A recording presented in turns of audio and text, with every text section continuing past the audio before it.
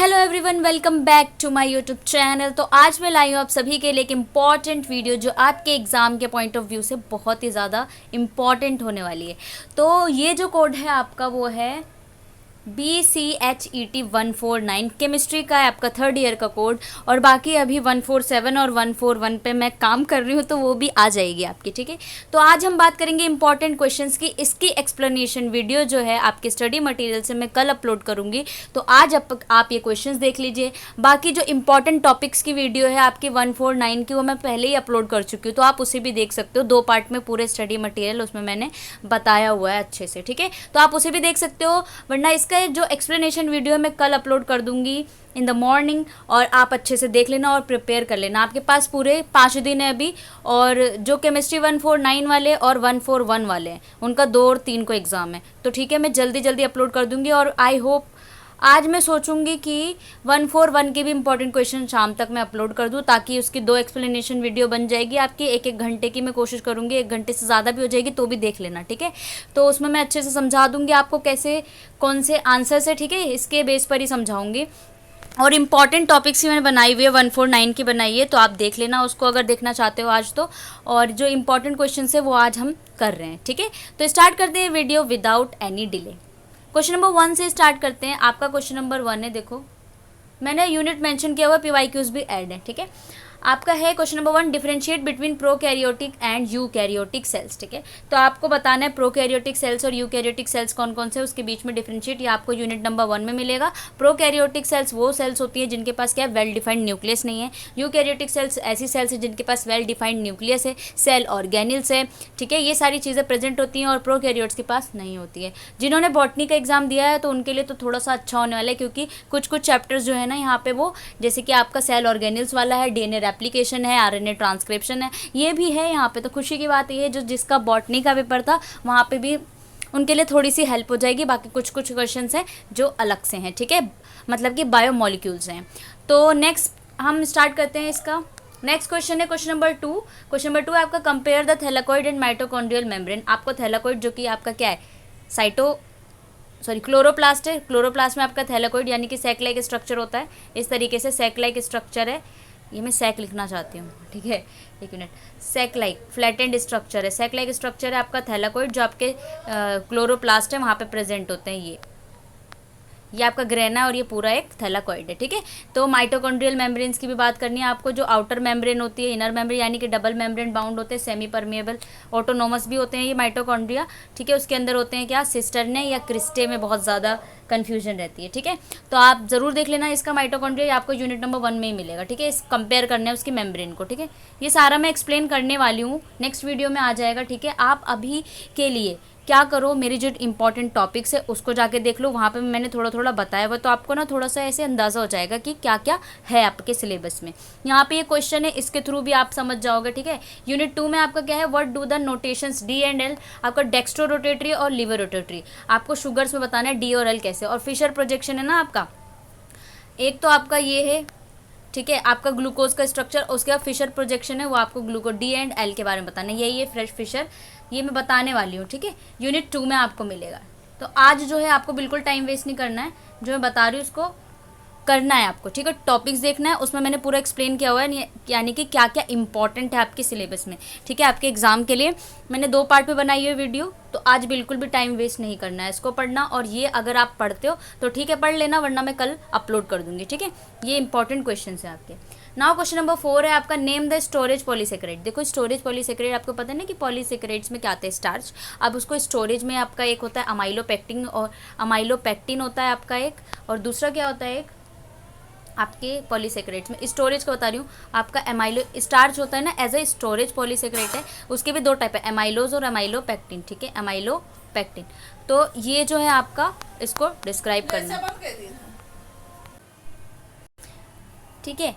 और इसके बाद है यहाँ पे क्वेश्चन नंबर 5 में, क्वेश्चन नंबर 5 है आपका, why is maltose as a reducing sugar है and sucrose non reducing sugar है। इसके भी आपको एक्सप्लेन करना है कि क्यों है ऐसा, ठीक है। यूनिट नंबर 3 में आपको इसका आंसर मिल जाएगा, ओके। नाउ नेक्स्ट की बात कर लेते हैं, क्वेश्चन नंबर 6 की, 10 essential amino acids. Amino acids का मैं ट्रिक भी बताने वाली हूँ, एसेंशियल अमीनो एसिड्स और नॉन एसेंशियल अमीनो एसिड्स। फिर उसके आपको पूरे अच्छे से लिख देना, कि फिनाइलएलेनिन, टायरोसिन, ट्राइप्टोफेन सारे जो है ना वो आपको यूनिट नंबर 4 में मिलेंगे। उसके बाद है आपका name the describe, question number 7 है आपका name and describe the technique use to separate amino acids. कौन सी टेक्निक हम यूज़ कर रहे हैं जिससे हम अमीनो एसिड्स को सेपरेट कर पा रहे हैं, ठीक है। यूनिट 4 में आपको इसका आंसर मिल जाएगा, ठीक है।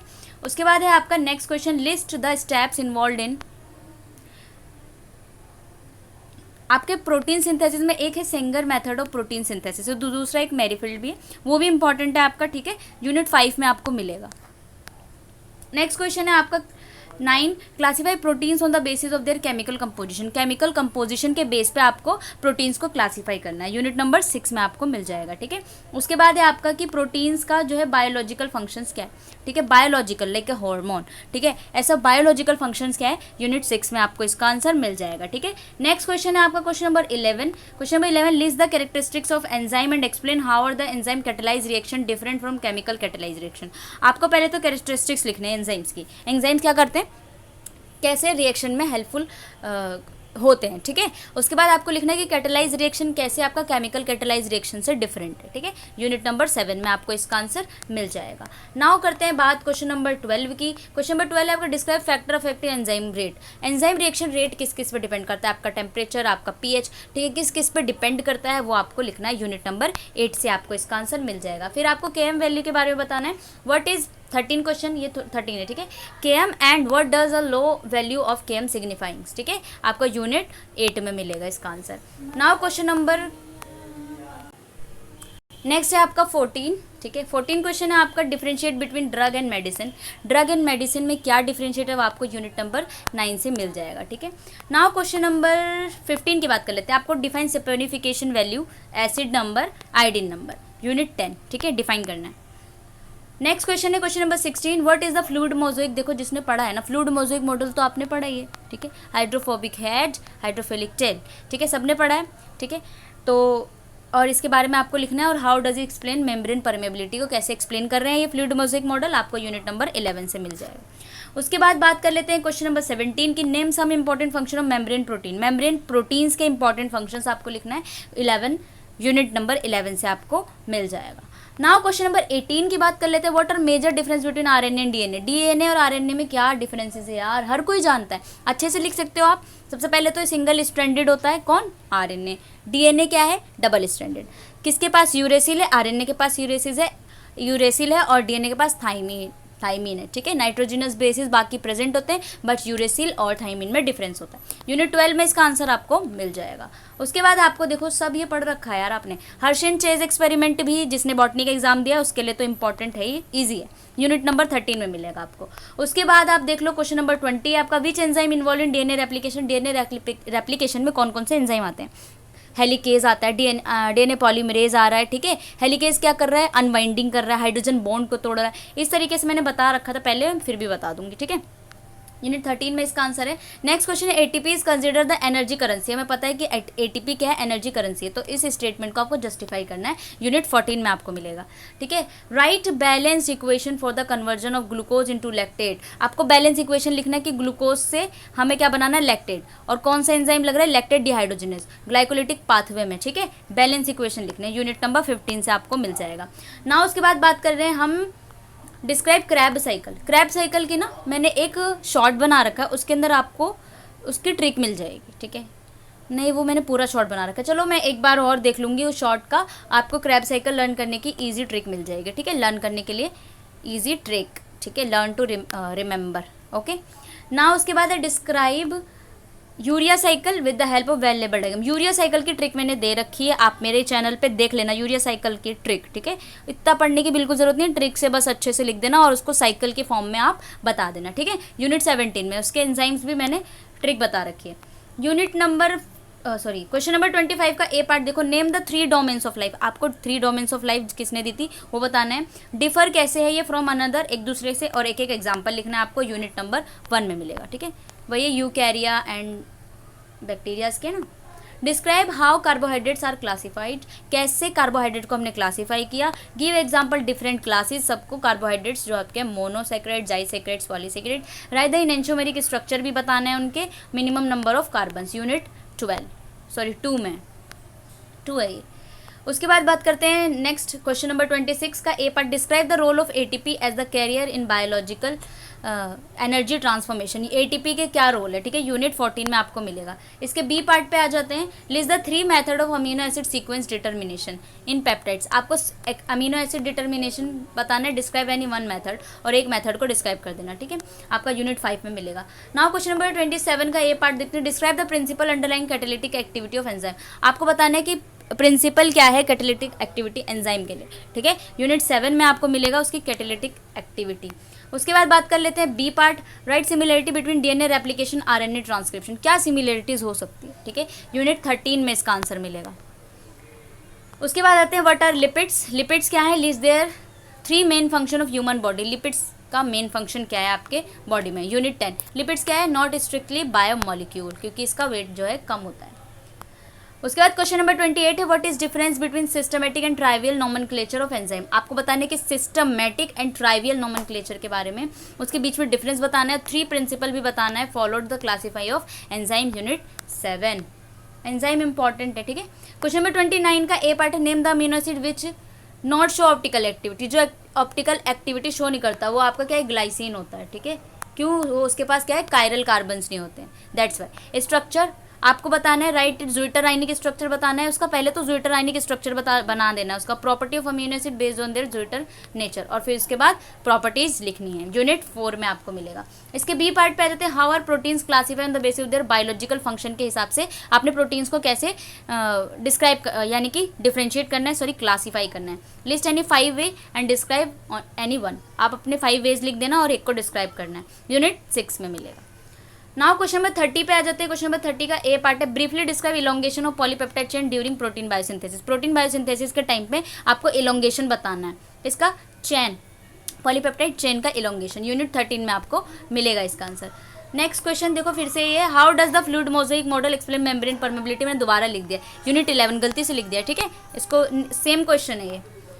सी है, how does an enzyme contribute to the lower energy of activation. यानी कि एंजाइम की प्रेजेंस में आपका एक्टिवेशन एनर्जी लो हो जाता है, ठीक है, उसको डिस्क्राइब करना है।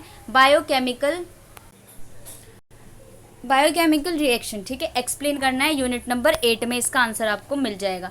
नेक्स्ट क्वेश्चन है question number 31, describe method for fractionation of सब सेलुलर ऑर्गेनिल्स। आपको मेथड्स बताना है कैसे सब सेलुलर ऑर्गेनिल्स का फ्रैक्शन हुआ, यूनिट 1 में इसका आंसर मिल जाएगा। नेक्स्ट क्वेश्चन है आपका question number 32, role of Golgi body protein processing with the help of diagram. आपको गोल्जी बॉडी के बारे में पहले बता रखा है मैंने, जो बॉटनी वाले हैं उनको, ठीक है, यूनिट 1 में मिलेगा।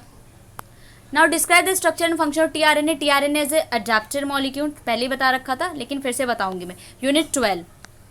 उसके बाद है सी पार्ट, इसका देखो, right the process conversion glucose से आपको क्या बताना है, ट्रायोस फॉस्फेट बना रहा है, ठीक है, ट्रायोस फॉस्फेट बना रहे हैं अब ग्लाइकोलिसिस की, ठीक है, अच्छे से एक बार इजी वे में भी देख लेंगे, यूनिट 15। उसके बाद आपको बताना है, राइट द क्लियानी फिशर सिंथेसिस बताना है, चेन एलोंगेशन ऑफ एल्डोलोज, ठीक है, एल्डोजिस, यूनिट 2। उसके बाद है आपका question number 34, giving suitable example describe storage. देखो फिर से स्टोरेज पॉलीसेकेराइड्स मैंने लिख दिया, यूनिट 3 में, ठीक है।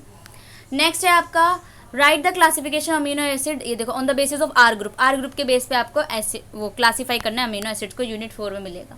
इसका बी पार्ट देखो, enumerate the biological function of lipid. Lipid का बायोलॉजिकल फंक्शन लिखना है, यूनिट 11।